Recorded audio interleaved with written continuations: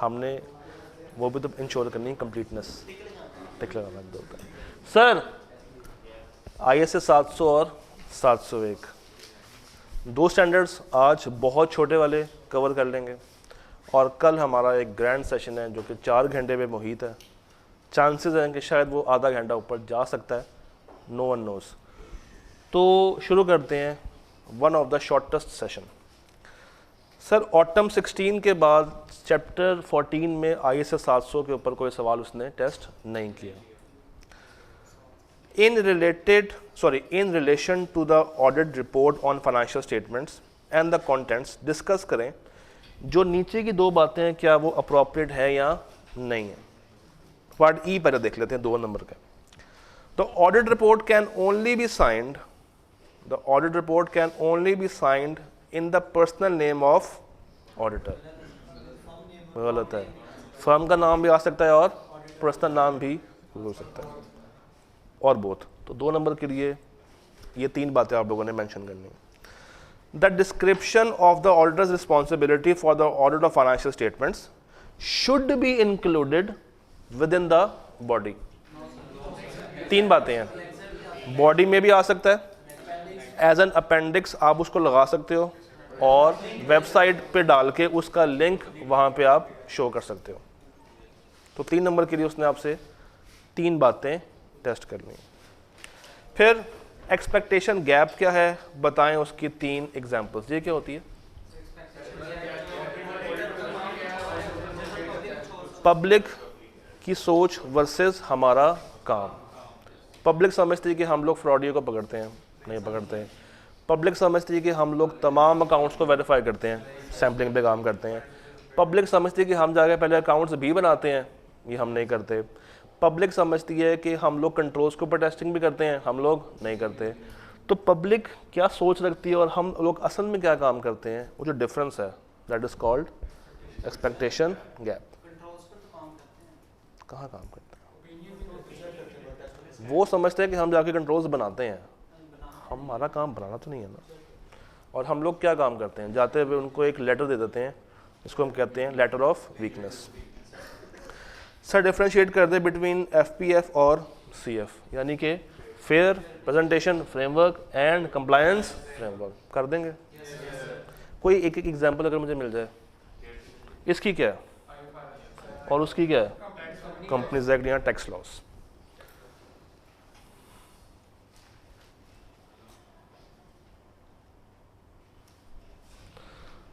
आठ नंबर के लिए चलते हैं वो अपने माजी में स्प्रिंग 10 पे। The auditor is required to issue an audit report at the end of audit. बड़ी उसने प्यारी बात कर दी है, हमें तो पता ही नहीं था। Which sets out his opinion on the financials. क्या आपको पता था? बड़ी न्यू बात उसने कर दी है। An important element of the report is the statement of auditors responsibility. अब आपसे लिखवाना क्या चाह रहा है? रिस्पॉन्सिबिलिटी 8 नंबर के लिए। मगर ये सवाल कब आया था? बहुत पहले, रिसेंटली। आजकल इस तरह के सवाल वो टेस्ट आपसे नहीं कर रहा। तो आपने सवाल को देख के परेशान नहीं होना। अगर होना ही है परेशान तो कोई सी 5 रिस्पॉन्सिबिलिटी याद कर लें, 8 ना करें, 5 के करीब याद कर लें, शायद 2-3 मार्क्स के लिए पूछ लें। तो छोड़ना बिल्कुल भी नहीं है, मगर 5 नंबर के लिए या 8 नंबर के लिए 5-6 बातें अगर याद कर भी लें तो आप ही का फ़ायदा है, उसका कोई नुकसान आपको नहीं होगा। सर नीचे वो कह रहा है कि एक रिपोर्ट बनती है एज़ पर कंपनीज एक्ट और एक बनती है एज़ पर ISAs। तो डिफरेंस बता दें। क्या बता दें? डिफरेंस बता दें, या लिस्ट कर दें एडिशनल रिपोर्टिंग रिस्पॉन्सिबिलिटी जो कि हम उसमें बताते हैं और उसमें नहीं बता रहे होते। याद है किताब में डिफरेंस दिया हुआ है, वो आ सकता है। 701 के एंड पे जाएं। 701 के एंड पे आपको एक टेबल मिलेगा। नहीं 701 का भी कहाँ पे पूरा हुआ है? 701 के एंड पे ये। तो वो एक डिफरेंस है जो कि आ सकता है, लिखना चाहें तो लिख लें। खैर मैंने इसलिए भी कहा था एंटर होने से पहले कि हम ये 2 सवालों को माइनस कर देंगे क्योंकि ये आजकल के ट्रेंड से बिल्कुल ही बाहर हैं। तो जो सवाल आपको प्रैक्टिस करने चाहिए वो यही 3 है, वो यही 3 है। डन। या हम लोग एक सवाल नॉर्मली टेस्ट करते हैं क्लास टेस्ट के अंदर, जिसमें हम आपको एक रिपोर्ट देते हैं और आपसे कहते हैं कि उस रिपोर्ट में से गलतियां निकालें। तो अगर अच्छी प्रैक्टिस करनी है तो वो सवाल एक दफ़ा दोबारा से सॉल्व कर लें। सिर्फ आपने गलती, ये 3 तरह के सवाल होते हैं। या वो आपसे कहता है कि रिपोर्ट मुझे पूरी की पूरी बना के दो, वो आपने पूरी रिपोर्ट लिखनी है। एक ऑप्शन ये होती है कि उसकी गलतियां रिपोर्ट के अंदर बताएं, यानी कि रिपोर्ट पूरी बनाएं फिर उसकी गलतियों को हाईलाइट करके बता दें। एक होता है मेथड कि आपने सिर्फ बताना है कि इस पैराग्राफ में ये वाला मसला है, इसमें ये मसला और इसमें ये वाला मसला है। वो सवाल तीसरा सवाल होता है, इसमें सिर्फ आपने गलतियां बतानी होती हैं। तो पूरी रिपोर्ट लिखने का ज़रूरत आपको नहीं है। तो 700 मादा ख़त्म हो गया, यही है 700। अगर आपको रिपोर्ट आती है, अगर आपको डेफिनेशन आती है गैप की, और पहले पेज पे कुछ बातें और भी लिखी हुई हैं, वो कौन सी बातें हैं? रिपोर्ट पे साइन करने से पहले उसने कुछ बातें रिकॉल करनी होती हैं, उसने कुछ बातें दोबारा से सोचनी होती हैं, वो उसने अभी तक पूछा नहीं है। अभी तक उसने कोई ऐसा सवाल नहीं पूछा कि रिपोर्ट पे ओपिनियन डालने से पहले या रिपोर्ट पे ओपिनियन के ऊपर साइन करने से पहले या लिखने से पहले वो एक दफ़ा क्या चीज़ें फिर से एवेलुएट करता है। ये सवाल कभी भी आ सकता है, अभी तक उसने टेस्ट इसको नहीं किया। 700 का फर्स्ट पेज जहाँ पे डेफिनेशन है, उसके बिल्कुल नीचे, उसके बिल्कुल नीचे रिपोर्ट से बिल्कुल ऊपर फॉर्मिंग एन ओपिनियन, कि ओपिनियन को ड्राफ्ट करने से पहले वो एक दफ़ा बैठ के क्या क्या चीज़ें फिर से एवेलुएट करता है।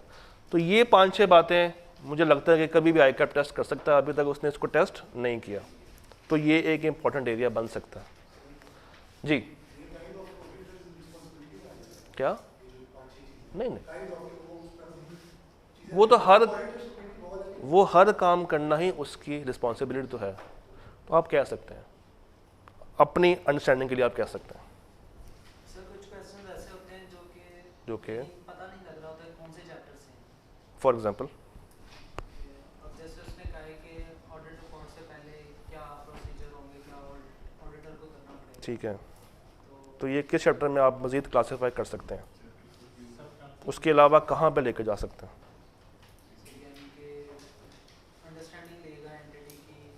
वो तो शुरू वाली बात है ना कि वो प्लानिंग स्टेज पे खड़ा होकर क्या कर रहा है। ये वो स्टेज तो नहीं है, ये तो हम एंडिंग पे खड़े होंगे। आगे प्लानिंग की सोच और है, एंडिंग पे तो सोच और है ना उसकी। प्लानिंग में क्या था कि टीम कौन सी जाएगी, कितनी कॉस्ट होगी, मैं किस बंदे को कहाँ कहाँ पे एलोकेट करूँगा, स्ट्रेटजी क्या होगी, प्लान किस तरह बनेगा, कौन कब क्या काम करेगा, क्या मुझे रब्ता करना चाहिए पिछले वाले के साथ, वो तो वो वाली बातें हैं। यहाँ पे क्या है कि ओपिनियन को ड्राफ्ट करने से पहले, अब जब वर्ड आ गया ओपिनियन की ड्राफ्टिंग, तो मेरा नहीं ख्याल कि आपको कहीं लेफ़्ट राइट जाना पड़ेगा। हाँ मैक्सिमम भी कंफ्यूज होंगे तो कहाँ पे होंगे, 700 में और 705 में। मगर जब वो वर्ड यूज़ कर रहा है अनमॉडिफाइड ओपिनियन, तो फिर आप 700 पे जाएंगे। और अगर वो वर्ड यूज़ ना भी करें तो कोई भी ओपिनियन हो, उसको लिखने से पहले उसने ये वाली बातें वेरीफाई करनी ही करनी है, चाहे वो मॉडिफाइड हो चाहे वो अनमॉडिफाइड हो। डन? और कुछ समझ भी आई है? 701 कितने सवाल हैं इसके? तो शुरू करते हैं। वो कहता है बताएं कि इस जुमले में क्या क्या मसले हैं। KAM are determined from the matters communicated with the management of the entity that requires significant auditors attention in performing the audit. इतनी लाइन में क्या मसला? दोषाज विद गवर्नेंस। और कोई मसला आपको मिल गया? कोई और मसला है?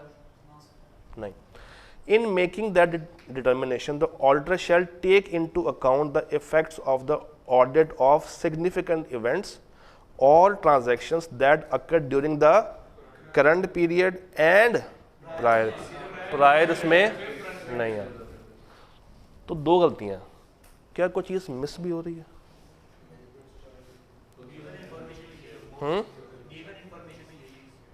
ठीक है, मार्क्स 3 है। मुझे लग रहा है कि एक आधा पॉइंट हम मिस कर रहे हैं। क्या पॉइंट हो सकता है वो?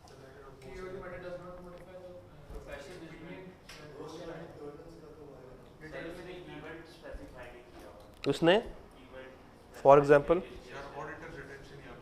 ऑडिटर्स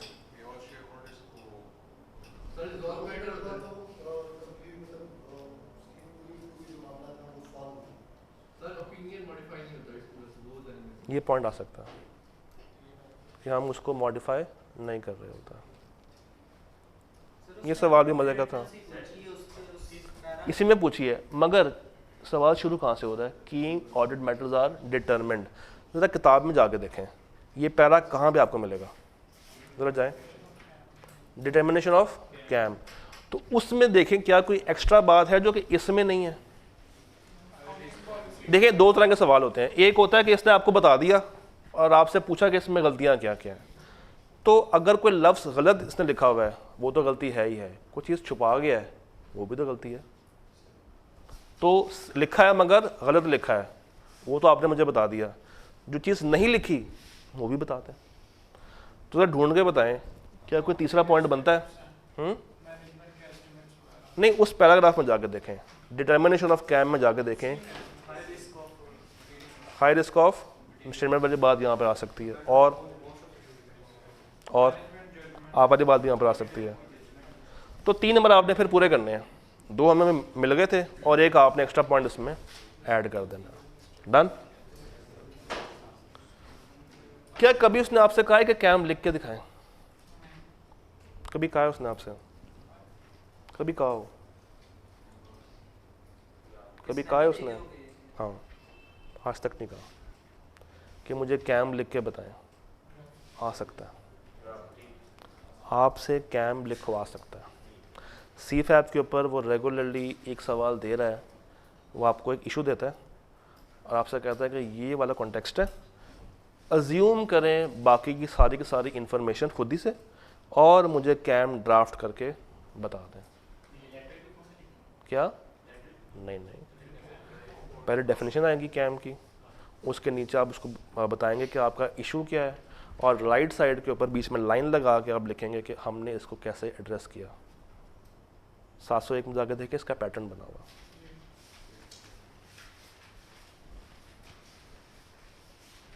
आपको मैं एक चीज़ दिखाता हूँ यहाँ से भी,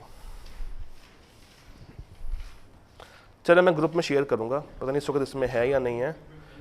मैं आपको कुछ 14-15 कैम्स भेजूँगा जिसमें इशू होगा और उसके आगे उसके रेलिवेंट प्रोसीजर्स होंगे, तो वो आपने एक दफ़ा रीड ज़रूर कर लेना। प्रोसीजर्स वही होंगे जो कि सब्सटेंटिव वाले होंगे। डन? मैं देखता हूँ शायद इसमें हो, मुझे कंफर्म नहीं है। क्या इशू? मतलब इशू से मुराद है कि जो मुद्दा है जिसके ऊपर आपने कैम बनाना है। लेट मी चेक कि यहाँ पे शायद मेरे पास पड़ा हो। लिखा हुआ ना? हाँ है, मिल गया।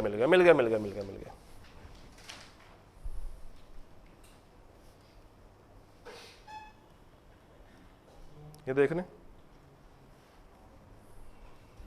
एक एरिया है रेवेन्यू का, उसने आपसे कहा कि ये मसला है या ये एक केस है, ये रिजॉल्व हो चुका है, इसका मुझे आप कैम बना के दें। तो यहाँ पे आप बताएंगे कि उसने ये इशू किस फाइनेंशियल में कहाँ पे लिखा हुआ है, उसका नोट का रेफरेंस आ गया। उसके बाद जो इशू उसने आपसे डिस्कस किया वो वाली बात आ गई, और नीचे आपने उसको डिटरमिन किया। क्यों किया? क्योंकि वो एक की परफॉर्मेंस इंडिकेटर था, जो बातें उसकी लिखी हुई हैं इन डिटर्मिनेशन किताब में। फिर राइट साइड पे आपने बताने हैं कि how this matter was addressed in your report. तो ये गिनती के कुछ 4-5 प्रोसीजर्स हैं कि आपने इसके सेल्स रिकॉर्ड को चेक किया, एडिक्वेसी ऑफ डिस्क्लोजर्स को देखा, रिकॉर्डिंग्स देखी, GRN देखा, GDN देखा, टेस्ट ऑफ कंट्रोल्स किए, XYZ, बहुत सारे काम आप लोगों ने किए। ICAP ने आज तक कैफ लेवल पे टेस्ट नहीं किया, चाहे तो कर सकता। ऐसे 7-8 नंबर के जो आपको कह दे कि भाई कैम लिख के बताएं।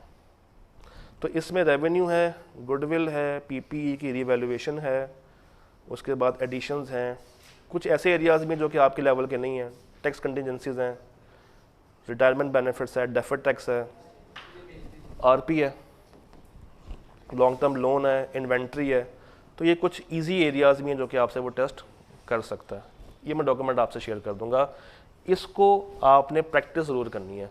700 और 701 के सवाल बहुत कम है, मगर इसकी प्रैक्टिस पे आपने टाइम लगाना है कि अगर लिखने पे आ जाए तो हम इसको कैसे ड्राफ्ट कर सकते हैं, हो जाएगा। उस एरिया के प्रोसीजर्स आप बताएंगे सब्सटेंटिव वाले, कहाँ पे, how the matter was addressed, और यहाँ पे आप बताएंगे कि उस फाइनेंशियल्स में उसका रेफरेंस क्या है और आपने क्यों उसको कैम समझा। ये लिखा हुआ है 701 की डिटर्मिनेशन में, तो ये बातें यहाँ पर आ जाएंगी और वहाँ पर आ जाएंगे उसके सब्सटेंटिव। डन। अच्छा जी, Sony limited. The management of Sony Limited has changed its revenue recognition policy. As the engagement partner, you are satisfied with the accounting and disclosures related to the change. Further, the impact of change is significant. Discuss करें report में इसका क्या impact आएगा और specify करें procedures. In short यही पूछ रहा था आपसे। एरिया कौन सा है, रेवेन्यू का। तो अब अगर मैं वापस जाऊं इसके ऊपर, तो अगर आप ये वाली बातें भी लिखाएंगे सफिशिएंट माना जाएगा। उसमें हमने ये बताना कि ये कैम क्यों है, वो बात यहाँ पर आ गई, आपने क्यों उसको कैम माना, और यहाँ पे आपने उस रेवेन्यू वाले एरिया पे क्या क्या काम किए उसको सॉल्व करने के लिए। That's it.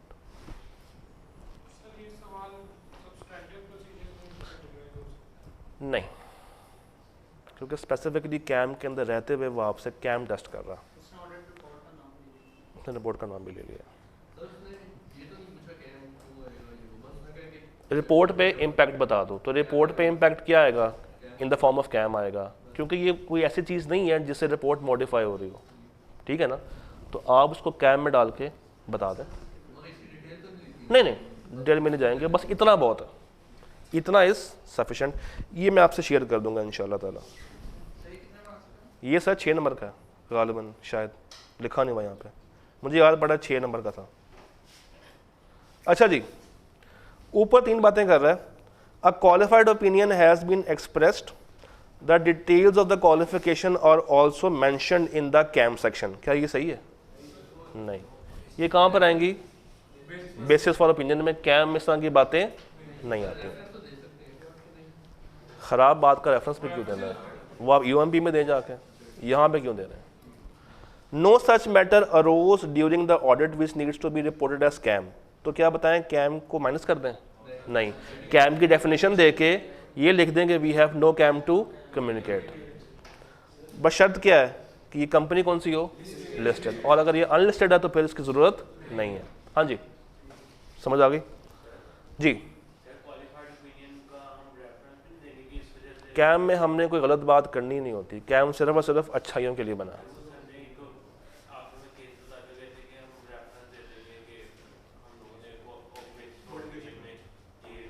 बेसिस फॉर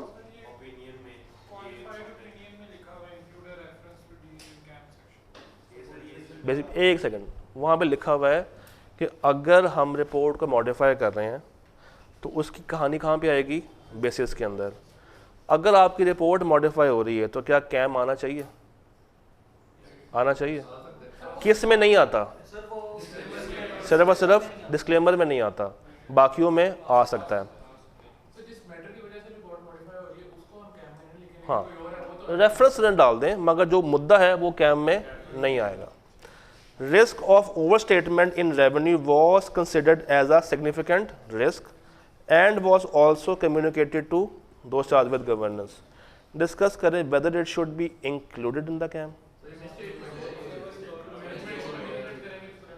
आ सकता नहीं, मिस स्टेटमेंट है, अगर वो ठीक कर दें, फिर अगर रिजॉल्व कर दें तो फिर हम उसको कैम में डाल सकते हैं, और अगर वो रिजॉल्व उसको नहीं कर रहे तो मटेरियल मिस स्टेटमेंट मानी जाएगी। फिर एक और सवाल, यूएमपी में और कैम में डिफरेंस। यूएमपी में और कैम में डिफरेंस। और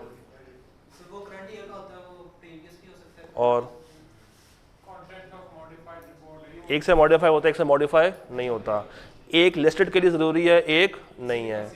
कैम अगर ना भी हो स्टिल मुझे उसको डिफाइन करना है, उसको हमें डिफाइन करने की ज़रूरत नहीं है। और कैम डिस्क्लेमर में नहीं आता, वो आ सकता है। तो इस तरह की 5-6 बातें आपके माइंड में हर वक्त होनी चाहिए। ये सवाल भी आए कि आप कभी ना कभी निकाल सकता है। डन, वो शॉर्ट होता है। मुक गया सेशन, दी एंड हो गया। शॉर्टेस्ट सेशन, और गालिबन शायद कोई 15 मिनट का हुआ होगा, मगर हम इसका बदला कब लेंगे आपसे? कर लेंगे आपसे 3:30 से ऑनवर्ड्स, जब तक आपको सवाल रहेंगे, हैं? नहीं, आपके अलावा जब तक हमारे सवाल रहेंगे। ठीक है जी, अल्लाह दे वाले।